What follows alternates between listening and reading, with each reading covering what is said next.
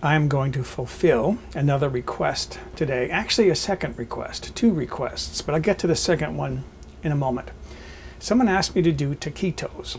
Now, I went online and I did some research because I wasn't sure. Are they called taquitos or are they called flautas? I used to be able to buy taquitos at Costco. And now the very same thing, they look the same, they're packaged the same. Now they're called flautas. So I went online and did a lot of research. There's no consensus out there. Opinions vary, and what one person calls a flauta, another person will call it taquito. I can't find any rules. So do the research. Have your own opinion if you want about what they should be called. Just don't bother me with it. I've done my research. The best thing I found was that taquito and flauta are two different names for the same food. Now, there's a bit of a backstory here. When I was in college, there was a Mexican restaurant in the college community, plane going overhead, where I lived, and they made absolutely the best flautas I ever tasted. I know I will never taste flautas this good again. He had some kind of a light green sauce that was inside as well as over the top, like he had mixed guacamole and sour cream and some kind of cheese. Delicious, absolutely delicious. Sadly, it wasn't open, the restaurant, too much longer because the chef owner was shot and killed in a domestic dispute. And that was the end of the restaurant. I'm going to do my best as far as making what I think is a decent taquito flauta. I'm actually starting the evening before because I have to cook the chicken, and I'm going to cook some pork as well to make two different kinds. This is the second request that I'm going to fulfill. Someone asked me to use my pressure cooker more in cooking, to show different ways of using a pressure cooker. But you don't need to use a pressure cooker to cook the meat. You can just braise it in a little bit of liquid, typically chicken stock, chicken broth, until it's tender enough that it can easily be shredded. That's what you really need. So let's start making flautas slash taquitos. I'm going to do what's called pan-in-pan cooking. So here's my pressure cooker. I have a rack in the bottom and I have some water in there. You can see it sloshing around. And then I have a stainless steel bowl. Rather than cooking the meat in the pressure cooker, I'm going to cook it in a bowl in a pressure cooker. I do this a lot when I'm making brown rice, because you know brown rice takes 40-45 minutes to cook. It takes only 15 minutes if you do it this way in a pressure cooker. So I'm going to put my chicken breast in there. I just filleted this off of a whole chicken moments ago. And then I have a couple of pieces of pork shoulder here. There's probably some law out there that says not to mix pork and chicken in the same pan, but I'm going to break that law if it exists.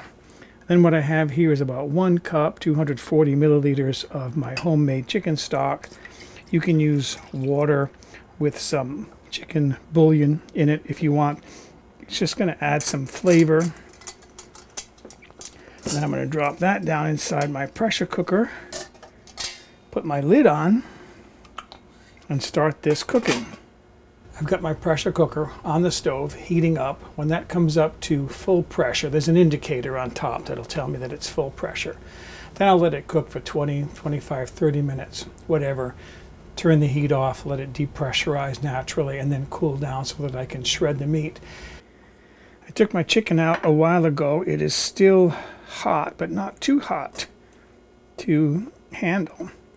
But you can see how tender that is, how easily that shreds. I don't even have to hardly tear it with my fingers, just push on it a little bit and it breaks up. Okay, there's the last of my chicken. That looks pretty good. No big pieces in there. And I'm going to put a lid on this.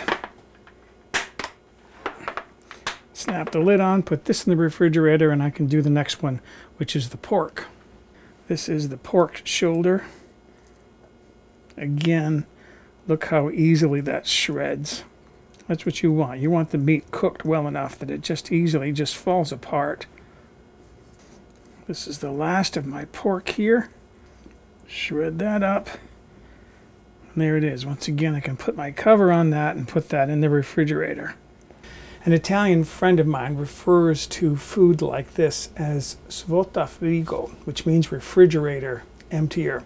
This is a good way to use up leftovers. As I'm doing this video, it's between Christmas and New Year's. You might have leftover turkey in your refrigerator and your family is tired of turkey sandwiches. Well, make flautas. Here we are now, day 2. I'm getting ready to start preparing the fillings for my flautas. But before I do, I wanted to take a moment to talk about spices, because I went onto YouTube and I looked at a number of flauta videos, and the spicing ranged from none at all, just plain chicken wrapped up in tortillas, to some spicing that looked like it might taste pretty good. What I did was I cut the label off the back of the flautas that I like at Costco, and I tried to somewhat match their ingredients. They don't tell you what spices they use, but it's pretty easy to guess which spices will taste good.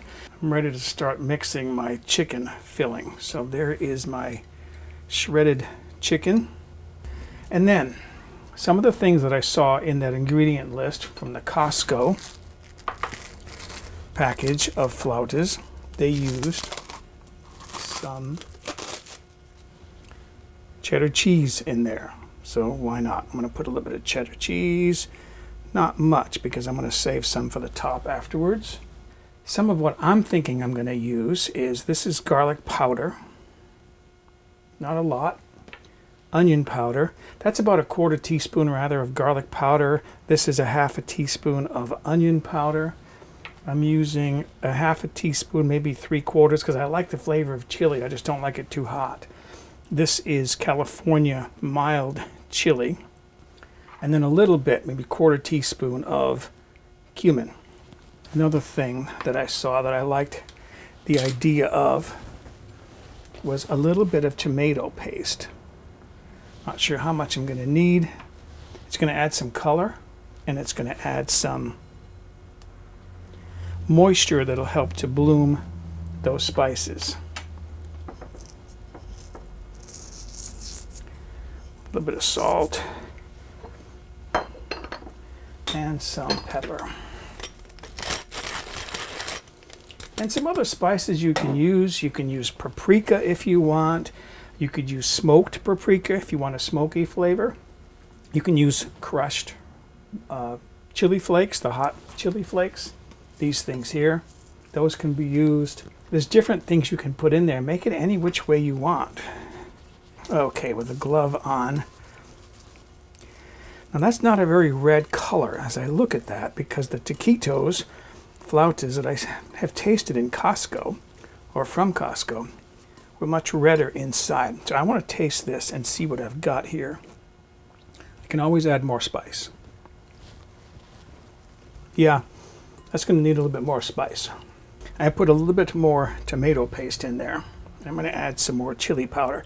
I like the flavor of chili, as long as it's not too hot. All right, let me taste that. That's good. That's excellent. So here is my cooked pork meat. And then I'm going to season this an easier way. I am going to put some cheese in there, but this time I'm going to use some, this is called queso fresco. This is a fresh milk cheese, very soft, as opposed to, say, the cheddar cheese. This is an aged cheese, so it's got a firmer texture to it. You have to shred it with, like I used a cheese shredder, but this is so soft you can just break this up with your fingers. I've got a small piece here. I can add more if I need to. See, that just breaks right up, almost like ricotta. And then what I'm going to use here, rather than different spices, I'm going to use a spice blend. This is the last of my pappies. I have to buy some more.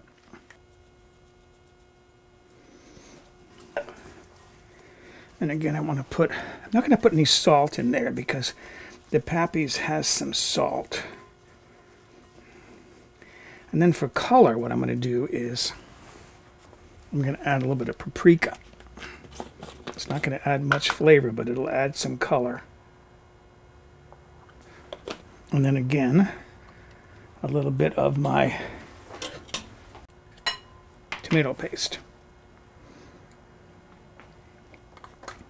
All right, let's mix this up and see what I've got.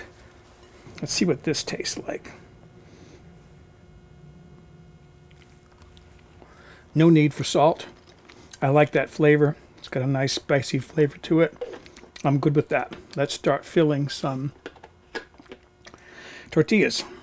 I'm using 2 different kinds and sizes of tortillas.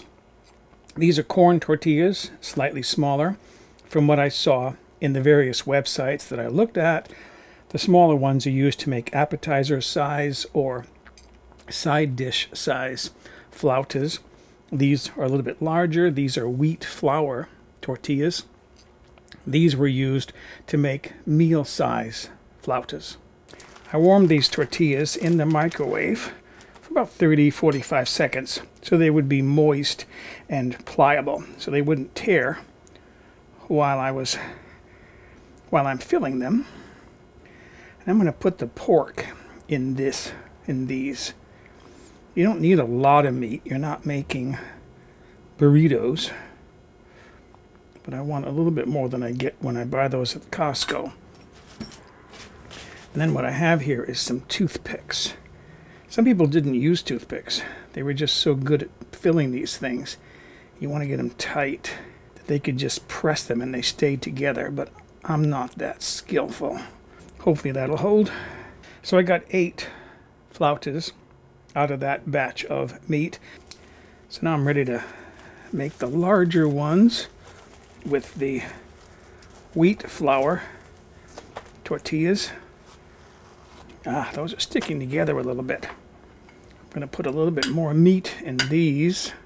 I probably won't get as many, but we'll see what I get. Nicely soft. Roll them up and then pin them. So there are my other ones. I only got 7 out of these because the tortillas are bigger, so the meat isn't going to go as far. It's not going to fill as many tortillas. Now in the meantime, I'm heating some oil on the stove, and when that gets hot, I'm going to start frying these. That's the typical way to cook these. A lot of people bake them. That can work as well. My oil is hot enough. I'm going to fry the corn ones first because I'm afraid these are going to dry out and break up before I have a chance to fry them. And you just want to cook these until they're, see how it's cracking right there? That's what I was afraid of. This one too is splitting a little bit. You want to cook these until they're nicely browned on both sides. In the meantime, I've lined a tray with some paper towels. I'm going to transfer these to the paper towels once these are browned to allow them to drain. These are ready to come out now. They've browned just lightly. That's good enough. They don't have to be dark brown. I'm going to start putting the flour tortillas in there. These will probably brown much more quickly. So how would I plate these now? Here are my corn tortilla flautas. Nice and crisp. On that, I'm going to put a little bit of cheese on the top.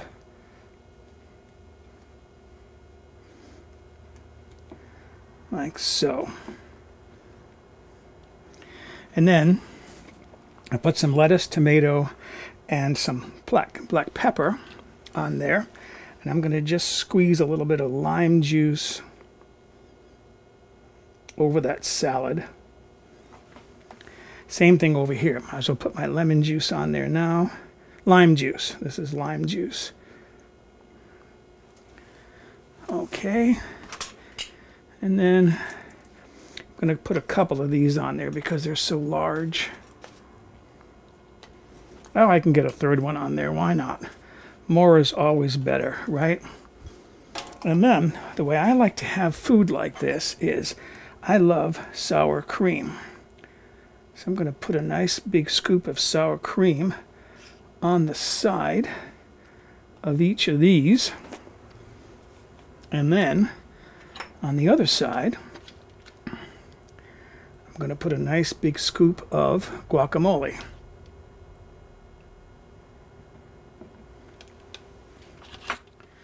And that's how I would eat those. And that looks wonderful. I am so hungry. I haven't eaten yet today. So I am ready to start enjoying my lunch. First, I want to taste my flautas that were made in the corn tortillas. A little bit of sour cream.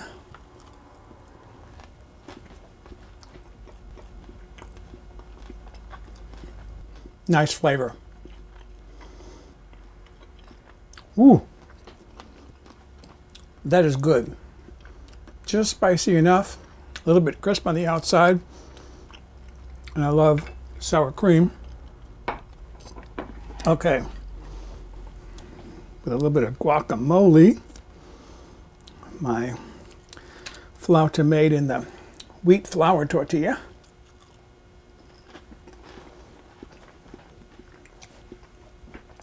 Oh, that is really good. Wow. It tastes very much like the flautas they sell at Costco, but it has a much fresher flavor to it. These are really good, so I got more than enough for my afternoon snack, so excuse me, I'm going to go make a pig of myself. Maybe I'll eat these while I'm watching my new TV. For a printable PDF copy of this recipe with step-by-step photographs, visit my website, mobilehomegourmet.com, and look on the home page or in the recipe archive.